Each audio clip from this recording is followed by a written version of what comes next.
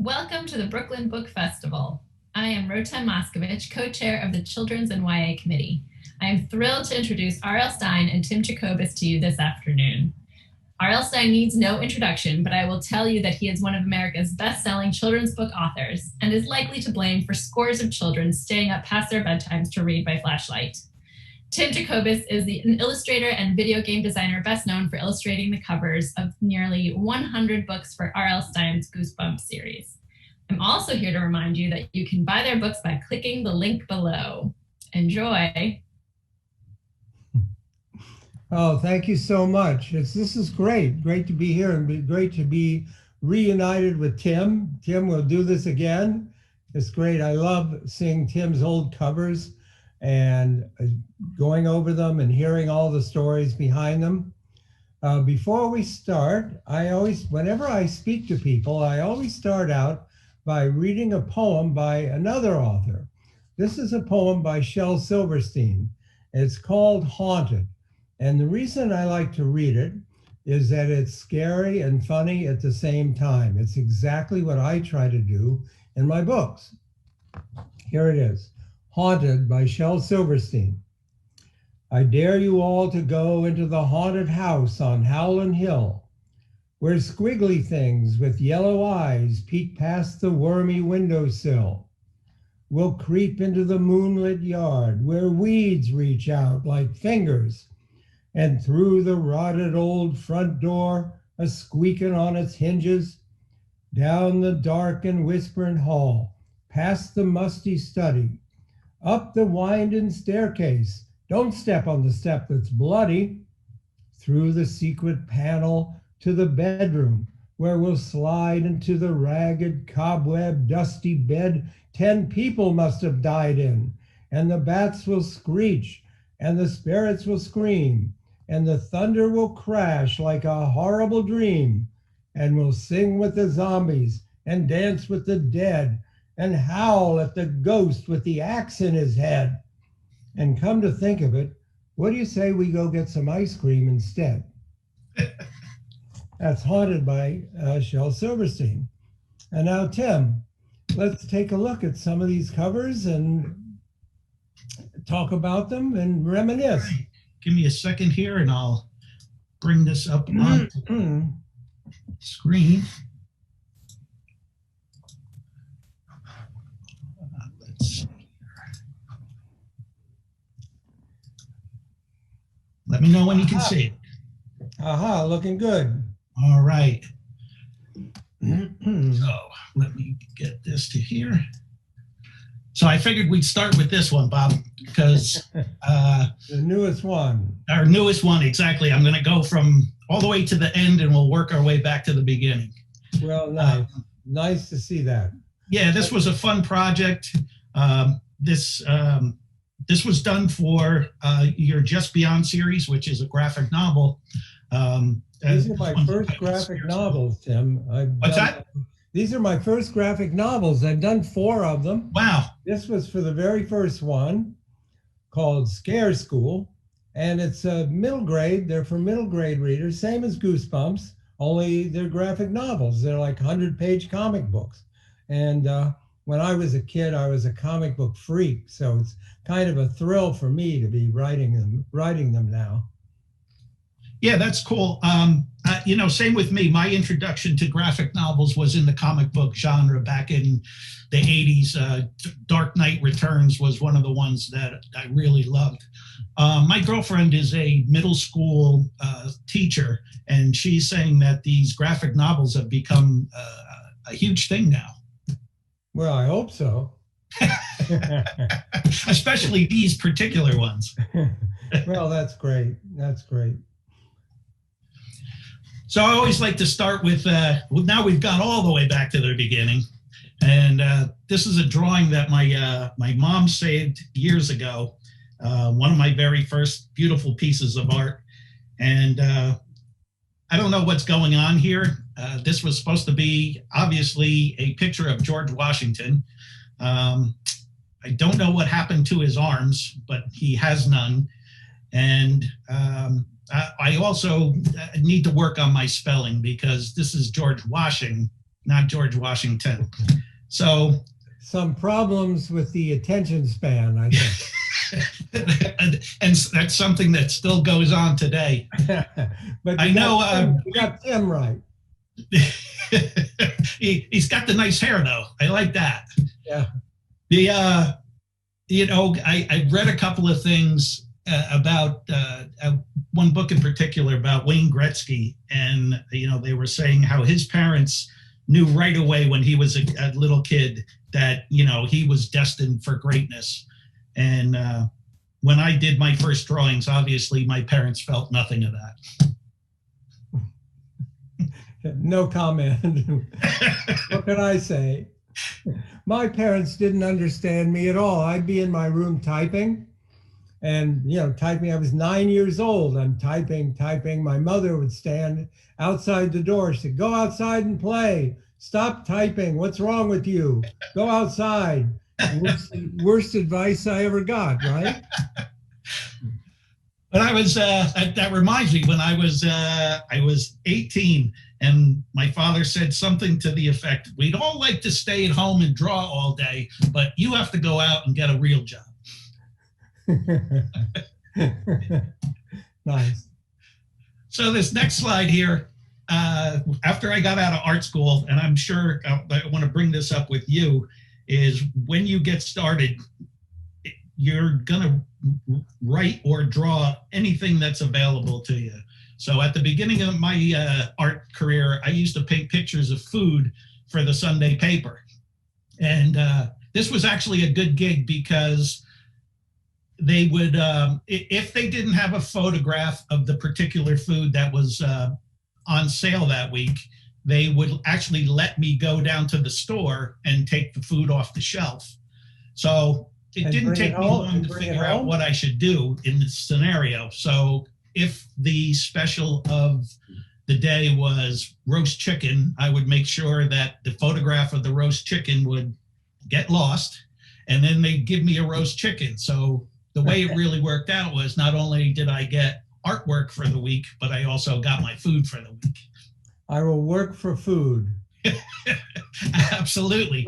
Yeah. So do you have any memories of, first jobs that were odd as compared to what you're doing now? I had terrible first job. My very first job in New York was making up interviews for movie magazines. And this woman had 6 movie magazines that she had to fill up every month. And there were 3 of us, and we would come in the morning and she'd say, do an interview with Diana Ross, do an interview with the Beatles, and I would sit down and make up an interview. Wow. And I would write 2 or 3 interviews a day, just making it all up. It's a great job. That was my very first job in New York. I'd like to see how you thought, how you channeled your inner Diana Ross. That's very interesting. I know, but that's a creative job, making up interviews. And I learned how to write really fast, how to turn them out. It was a good job. How old were you? In my late 20s. Cool. I just graduated, it's in my late 20s. It actually sounds like fun. Well, then I had this horrible job that I was ashamed of. It was for a men's magazine. And it was sort of sex and sadism. It was like it was a lot of women chained to, posts. And what they would do is they would give me a photograph, something terrible, and I would have to write a short story to go with the photograph. And I was really embarrassed. I didn't want to have my name on these stories. So I used my brother's name and the name of my high school principal. I signed his name. I never heard that story before. Yeah, it's kind of a nice revenge on him. That's great. Yeah. So did you airbrush these? Yeah, these were a combination of brush and airbrush. They were small paintings. Each one of them was probably 1 foot wide by 6 inches tall. And he used to crank out a lot of pictures of a lot of food week after week. But after a while, you catch up and they start to have all the food that you need. So at some point, you've already drawn everything that A&P sells. Tim, you know what would be fun? Just to stay on this art for the whole time and never get to Goosebumps. Perfect. Wouldn't that be great? Everybody would love that. We just talk about this for an hour. A&P would love it. Well, yeah. I mean, look at the detail in that steak. I know. It's incredible. Yeah. And is that raisin bread? What is that? Is raisin bread. Uh-huh. It was St. Patrick's Day, the McValues O Savings. We probably could do an hour on this, couldn't we? Yeah, let's not. And then we'd never be invited back. That's right. That would be it for us. All right, let's give people what they want. This is for anybody who doesn't know, this was Welcome to Dead House, which was the first cover that I got to do. I did the cover in '91. I know the book didn't come out till '92. The interesting thing about it, and I want to hear your side of this story, is when I was approached about doing the Goosebumps stuff, they were like, look, we're not really sure how this is going to go. There's only going to be a couple of covers. And if this doesn't work out, we'll make sure you get on another series right away. And they actually had a reduced budget for it. It wasn't crazy reduced, but it wasn't the going rate. But the funny thing is I read the short synopsis and I was like, this sounds like fun. And I was like, well, okay, if it's a one-off, it's a one-off. So what was your experience with them? Originally, we signed for 3 books, I think.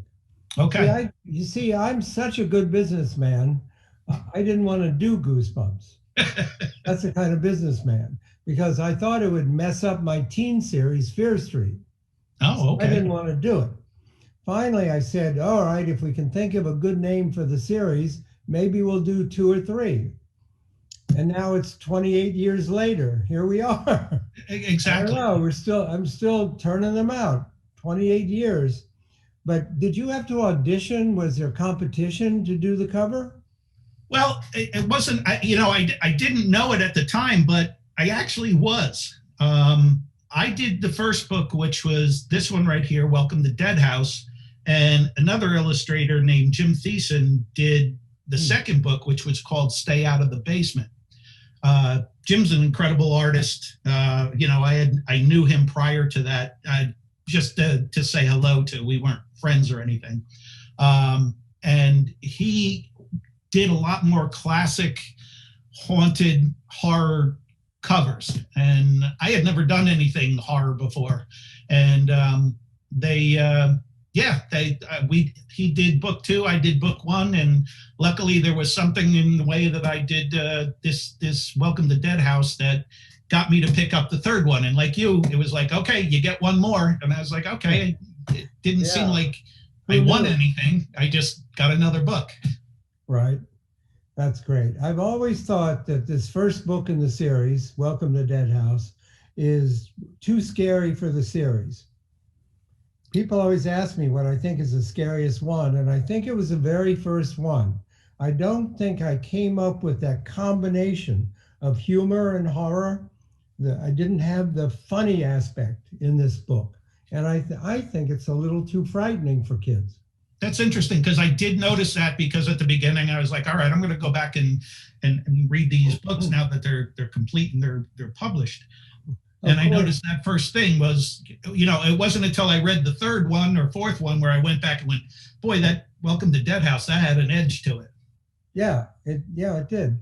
And but of course, it's the most popular one by far. Wow. The very first one. So here is the haunted mask, and behind the haunted mask is my niece, Jessie. And I remember telling her or asking her if she wanted to be, pose and be on a Goosebumps cover. And she was thrilled to death. And she told all her friends that she was going to be on the Goosebumps cover. I brought her over to my house. I sat her down, and then I took out this mask. It wasn't the face that you see in the final art. And I said, okay, Jesse, put this over your face and I'll take your picture. And at that point, she realized no one was ever going to recognize her on the cover. Man, was she mad at me. You see that horrible face on that mask? That's nothing compared to the face that was going on behind the mask. Luckily, this became one of our biggest sellers, and people know the Haunted Mask well. So it took years, but she's finally talking to me again. Oh, well, that's good. The Haunted Mask is the only Goosebumps story that was inspired by something that happened in real life. It's the only one. Wow. When my son Matt was a little guy, it was Halloween time, and I was watching him from the doorway. He was down on the floor in the living room, and he tried on a green rubber Frankenstein mask, and he pulled it down over his head, and he couldn't get it off. And I'm watching from the doorway, and he's tugging, and I thought, what a great idea for us. I should have helped him, right? No, you're his dad. You should have. No, I didn't win the Good Parent Award because I started taking notes. Oh, the Haunted Mask, it sticks to his face. And that's actually where that story came from. The only one based on truth. Wow. Now that's good. I mean, that is a fear. We've all had that. You go to take a tight t-shirt off and get yourself stuck in there, and it doesn't take 2 seconds before you start to panic. So yeah. All right, still to this day, I have people who write to me and say, I can't wear masks. I'm terrified of Halloween masks. You know, when this was the very first Goosebumps TV show that we filmed, and a wonderful young actress named Catherine Long played Carly Beth, who puts on the Haunted Mask. And we actually had 4 different masks that we used because it had to get tighter and tighter and fit against her face. And the very tightest one, you couldn't breathe in. So they couldn't film very long. It was so tight, you couldn't breathe in. And they actually had a stand-in who wore that mask so that the actress didn't have to wear the tightest mask. We had another girl who had to suffer with it. Stunt mask. Yes. Well, just in case we don't feel old enough already, here's my niece, Jessie, now. Hold on, let me get it right. Jessie's a doctor. Jessie's 40, and Jessie still wears a mask. Yeah. So by the time we got to this book cover, that's when it dawned on me what we were doing. Like you said at the beginning, I thought it was kind of straight horror. And then I realized, oh, this is horror and humor together. And I know somehow we threw you a curveball on this one, didn't we? This is the only one. See, people always ask, how did you and the artist work together? How did you do it? And the truth is, Tim would be painting the cover at the same time I was writing the book. So there wasn't a whole lot of time for communication. We used to just send you a little sketch of what the story was about. We would send you the title, sorry, Say Cheese and Die, and then a little thing, a boy finds a camera and this. And this is almost every time your cover perfectly matched up with the story, except for this one. This is a book about kids who find this evil camera, and the camera takes pictures of bad things that happen a few minutes in the future. And your painting came in, and as you can see, it's a family of skeletons barbecuing. Doesn't quite match the story. And my editor at Scholastic called and they said, Bob, you have to add a scene to the book with a family of skeletons barbecuing. Tim can't change the painting. Never asked the artist to change, right? It's not. No. So you have to add a scene. So what I did was I added a dream sequence, and the boy dreams about a family of skeletons barbecuing. And that's how we got away with that cover. The classic dream sequence. Yes, always good. It will fix anything. But that's out of 100 covers, that was the only one, I think. Yeah, and to your point, what was interesting is there were times where I would get a full chapter, but most of the time, the information that we shared was only a paragraph or a sentence or two. And like you say, the fact that we lined up most of the time is it's luck. Yeah. Or we were on some sort of same wavelength. I don't know. Yeah, of course we were. Oh, okay, let's go with that. It's a lot easier doing the Goosebumps covers now because they're almost all about Slappy. As long as he's in there, it's good. So the artist, all he has to do is put Slappy on the cover and we're set. That's it. You know, Goosebumps is called Goosebumps SlappyWorld, and every other book has to be about that dummy. And believe me, Tim, it does not get easier coming up with plots for a wooden dummy that comes to life. I was thinking, I was just where I was going to go is it's got to be getting thin now as time goes on. You've done everything with him. I even killed him. I did one called The Ghost of Slappy. I killed him. And you thought you were going to get out of it, right? I know. I had to bring him back. Did you bring him back at the end of the book, or did you wait till the next one to bring him back? No, he came back at the end. Yeah. People love Slappy. I don't really get it, but luckily no one's watching, so no one heard me say that, right? Just me and you. Yeah. So I have up the Lawn Gnomes illustration, which is one of my favorites. And I don't know what actually, before I get into the story, let me ask you, were there ever any concepts for books or ideas that they came back to you and said, Bob, that's, we don't like that at all, or, that's a little too rough, or was that not an issue? There weren't whole books, I don't think. Yeah. I don't remember any. There weren't whole books, but there were like parts of books that were, I can only remember one example. And that was a book called The Girl Who Cried Monster. Sure. And it was about a girl who comes to believe that the librarian is a monster. She watches him from the stacks and she sees that he's a monster. And in one scene that I wrote for this book, the librarian eats a kid. Somehow, I don't know, everyone thought that was going too far. Everyone said, no, that's terrible. You can't do that. You can't eat a kid.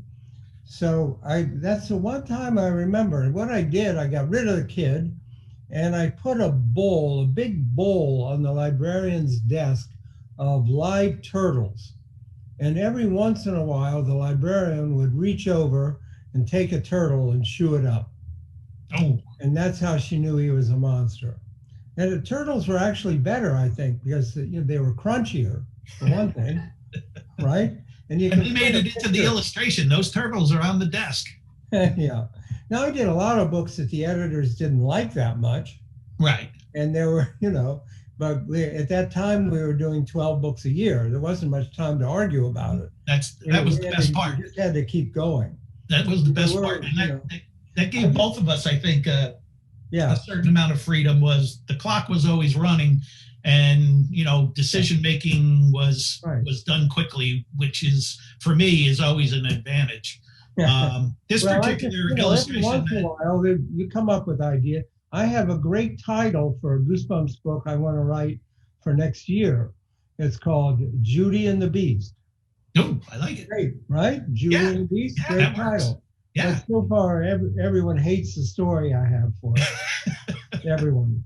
So I don't know, but we have to do it. It's a great title. Yeah. Oh, but I've heard you mention it before. This is probably a good time to mention that.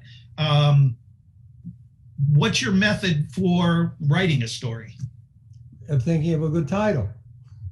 Always, That's what I right? do. You start with the People, title. you know, every author's most asked question is, where do you get your ideas?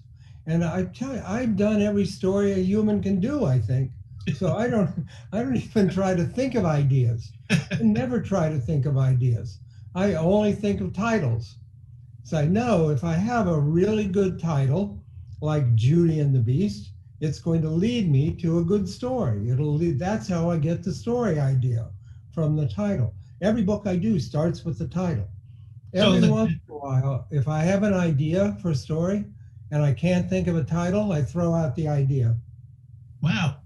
Oh, that's interesting. That the idea of creating the title leads you into your story, and your story kind of evolves from there. That's probably backwards for most authors, right? Yeah. Who get the idea first and later they think of a title. Right. I was walking my dog in the park a while ago, and this title popped into my head: Little Shop of Hamsters. What a I'd great like to illustrate that one. That's a great title.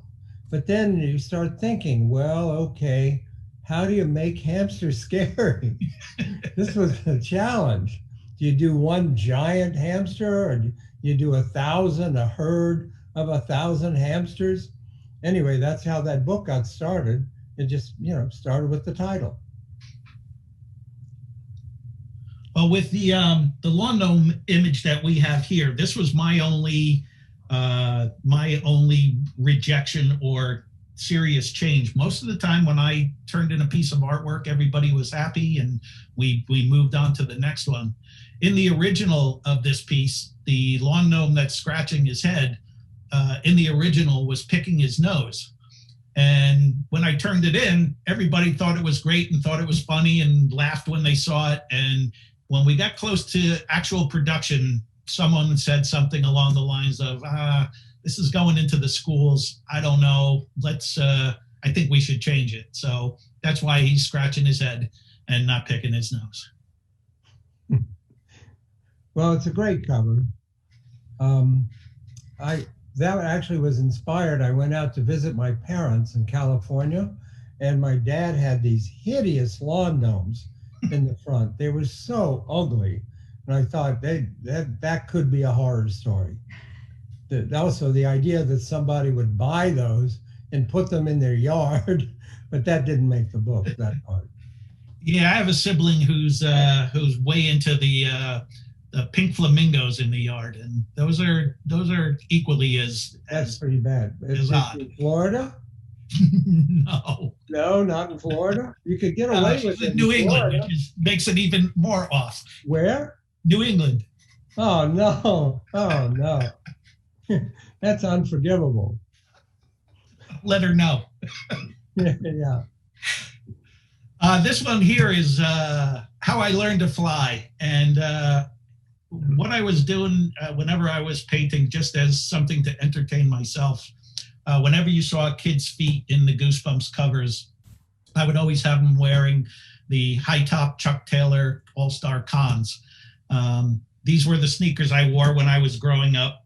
I wore them so much that my mother used to complain that, they smelled and, let's get rid of the sneakers. And she said, someday, again, very similar message from my mom was, someday you're going to have a real job and you're going to have to wear real shoes.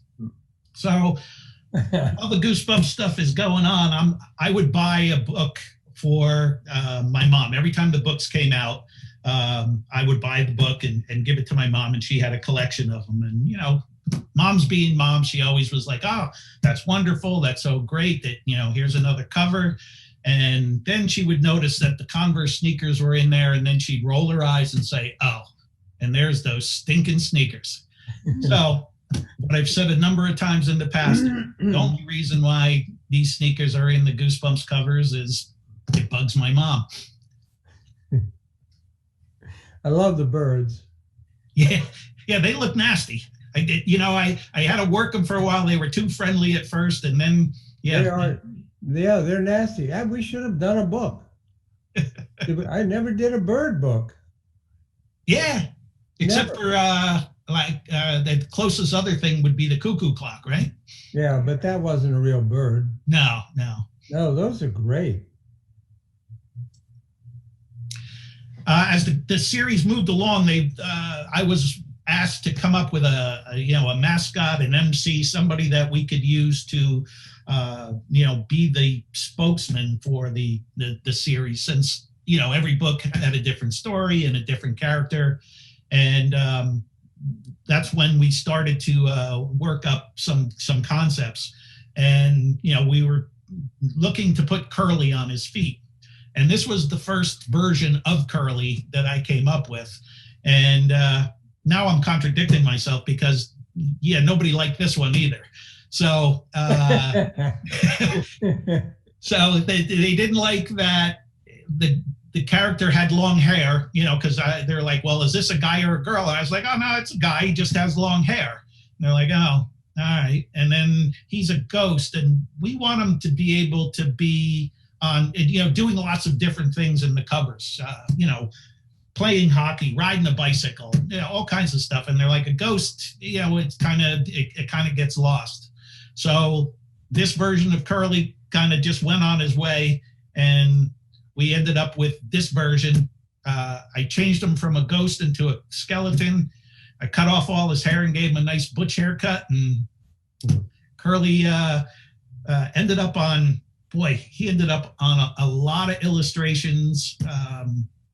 Did you ever? Never. He never appeared. No book, right? No book. Never appeared in the Goosebumps book. Wow. So he was just a mythological creature, huh? He was for selling merchandise. Yeah, he was. That was it. It was for selling products. He moved plenty of merch. Back in the day, we had so much merch. We had a lot of stuff. We had Goosebumps sneakers that had skeleton feet on the bottom of the sneakers. And that was kind of cool. No one bought them, but we had that. We had Goosebumps blankets and bedwear. We had everything. We sold everything Goosebumps. It was an amazing time. I would tell you the worst Goosebumps product that I ever saw in all this time. And it was British. It was a British Goosebumps thing. It was a Goosebumps chocolate advent calendar. That's bad, right? That's pretty bad. That was quite a stretch. Yeah, I still have it. I never opened the box. I don't know what the chocolate looks like now, 25 years later. But I still have that. That was pretty bad. I was going through my attic maybe a month ago, cleaning some stuff out, and stuff behind a bunch of things was a life-size Curly that I had drawn, and one of the things that they did promote and sell was glow-in-the-dark boxer shorts, and he still had the boxer. He had boxer shorts still. Yeah, they're silk. I actually have a skeleton in my office at home, and he wears those boxer shorts. Perfect. Yes, amazing, pretty amazing. We like the 90s. Exactly. Well, like the 90s. All this stuff still makes me laugh today. Yeah. Well, after our first 62 Goosebumps books and the original series, we moved on to the series 2000. This one was called The Graveyard Ghouls. And what I was told, or, what we hinted at early on, was that we were going to do scarier stories, and then I was allowed to do more dramatic illustrations. So if you look at this guy right here, I mean, there's still a comic element to everything I do, but the guy's eye is falling out. I would not have been allowed to have anybody's eye fall out in the original series. Did you have any? Was there any talk of, hey, ramp this up, or? Not really. That was all a lie. It was. We just came up. We had a new. Were they lying to me? We're going to refresh the series, so we called it Goosebumps 2000. and we told everyone it would be scarier. Oh, okay. But it was a lie. they were the same stories. We never got scarier. Yeah, well, you did, obviously. Look at this. A little scarier. I did. I tried. Yeah, I know. That's good. Talk about the very first one was called Cry of the Cat, I think. Right. It's a cat book. And I had to write that book 6 times. Everyone hated that one. Yeah, great to reminisce here. What are we doing? Let's go back to the supermarket meat. Talk about those chickens. Hey, what's on the ground in this one? There was just supposed to be dirt and rocks and things. Oh, yeah, just giving a lot of extra texture. Right, it does. It's very creepy.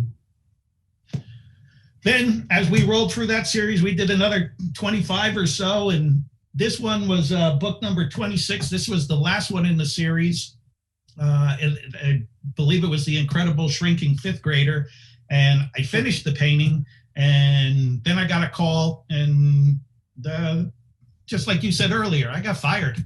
And so other than this reproduction here, no one's ever seen this art on a book cover. Did you know early on when the series was going to end, or did it happen abruptly for you? No, it didn't end. I'm still going. Well, we had a gap, I should say. There was an interim period where we didn't do them for a while. Right. There was a gap. That's a very long story. Yeah. So no one ever saw this cover? What did they use? I remember that book. Yeah, well, what ended up happening, Bob, was I guess it never went to press as a Goosebumps 2000, but you and I ended up doing a book years later under a different... Amazing Shrink Man or something. Yeah, right. And it was a different cover. We did a different piece of art. The little kid was fighting a grasshopper in that one. But, we did that for Amazon. Yeah, exactly. Exactly. I love this cover. That's a shame. Yeah, this one, I like this one too. It was fun. Mm-hmm. That's really nice. Why, Tim, why is it always fifth graders? Why always fifth grade? I'm actually writing a book. I'm halfway through a Goosebumps book called Fifth Grade Zombies. It's always fifth grade. They never get on to sixth grade. Exactly. That slide into middle school is so hard. It's just so hard. Yeah. So I had to find some other stuff to do work-wise, and I had a chance to get on some other stuff, and I got on this incredibly scary series, and sometimes when we do stuff live like this, I don't always like to show some of the stuff that may be inappropriate, but this next slide is inappropriate to whom? Oh, not to you, not to you. Oh, that's right. It's just me and you. No one else is here. Yeah, right. Go ahead. But this is by far, hands down, the scariest thing I ever worked on. Yeah, I got. I never knew you did that. Yeah, I got dragged kicking and screaming into doing Teletubby books. The funny story was, they were looking for somebody to do the picture books, and they said to the publisher, we have somebody who can work on that, and you know him, he's Tim Jacobus. And he's like, nah. And they go, yeah, you know him, he did the Goosebumps covers. And right away the guy goes, oh no, I don't want that guy. Of course not. Yeah, because he's going to turn my little creatures into monsters, and it's just not going to work out. So I kind of understood it. It made sense. And so we did legitimately make a deal with him and said, how about we'll do the first illustration in the book. If you don't like it and you think I don't, it's not a good match, you don't have to pay us. And if you do like it, then you pay us and we keep going. And he said, fine. So I did my first illustration for him. And I got fired right away. Perfect. Yeah. Perfect. Now, I made this one up years later because, the fact that the guy really did believe that I couldn't do what he wanted baffled me because, as an illustrator, just tell me what you want. Yeah. No, we'll go back to it. Those are perfect. The Yeah, real these one guys are that's fine. beautiful. Exactly. That's a beautiful Exactly. piece of art. And this was respectable work, Tim. Come on. No, I listen. You don't I have showed to you all the way be back at the beginning. I was painting pictures of food. These guys are definitely more fun than food. Yeah, right. Yeah, I don't think you should be ashamed. I'm not ashamed of. I Oh, am not good, ashamed of good. anything I've done. Ben, you and I years later, the Goosebumps movie comes around. I got a chance to do a couple of more illustrations for. This is for the album soundtrack. You actually got to be in the movies yourself. I was a character. Yeah. What Yeah, was that like? a lot of people confuse Jack Black and me now.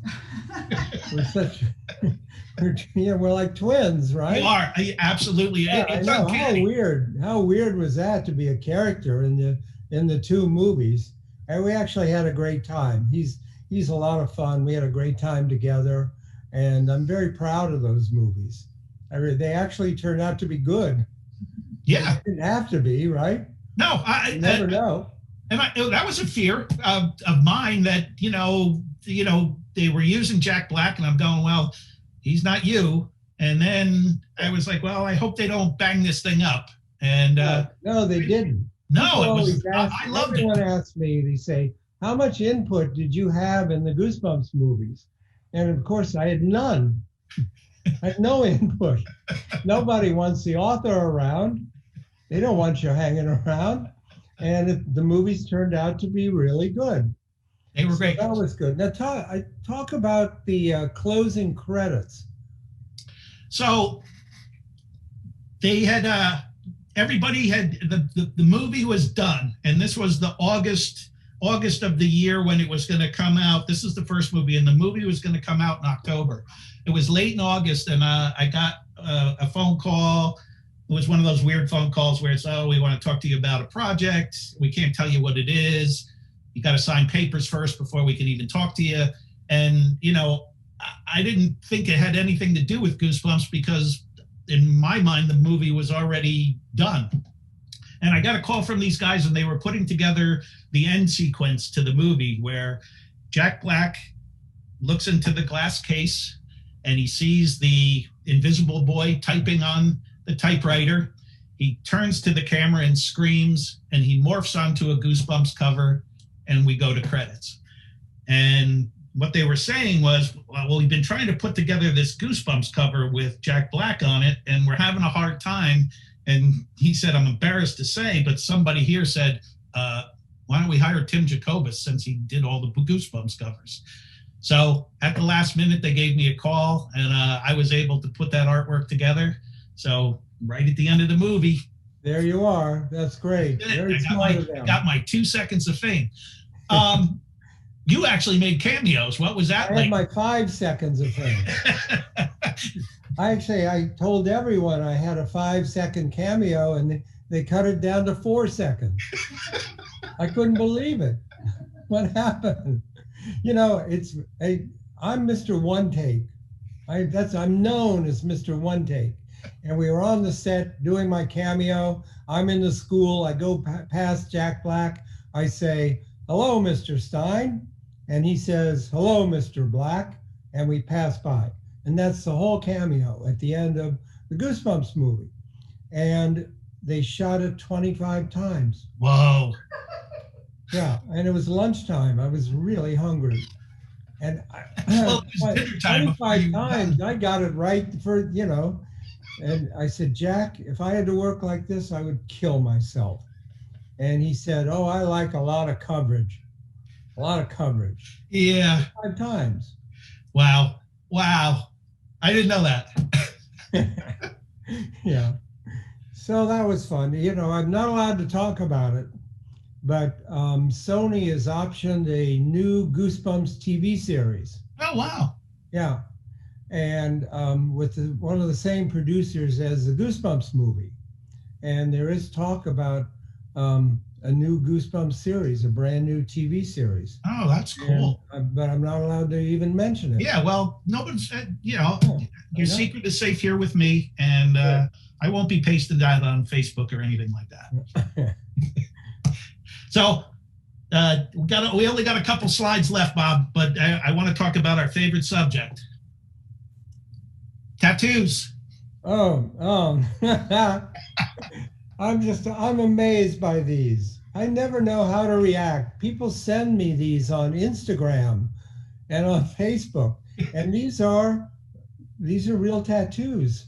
Yeah, these People are have forever, Bob. on their legs. They're forever. I know. Yeah, those are beautiful. They're, most of what I've seen is incredibly well done. That's beautiful. Kudos to the tattoo artist. They capture everything great. I just don't know. I love my artwork, but I don't know if I love it enough to put it on me. You don't have one? Come on, Joe. You have that slapping on your chest? Sadly, I have to pull down my pants and show you my butt. We're not doing that here. But I have the luxury of them copying my artwork. Yeah. Here, what about these? Oh no! Oh. Those, I guess it's very flattering. Yes. I should be honored. I should be flattered. I shouldn't be horrified. Right? That's the wrong reaction. And the one on the left, that's a woman, and she said, "I fainted before they could do the color, so I have to go back because I fainted." And these are on their bodies. There I am. In all your glory. What can you say? I'm flattered and I'm honored. There you go. Well, Bob, that's the end of the slideshow. That's the end of us. I think we've pretty much done it. I think everybody's had just about enough. Everyone's like... Even our tech left. Yeah, I know.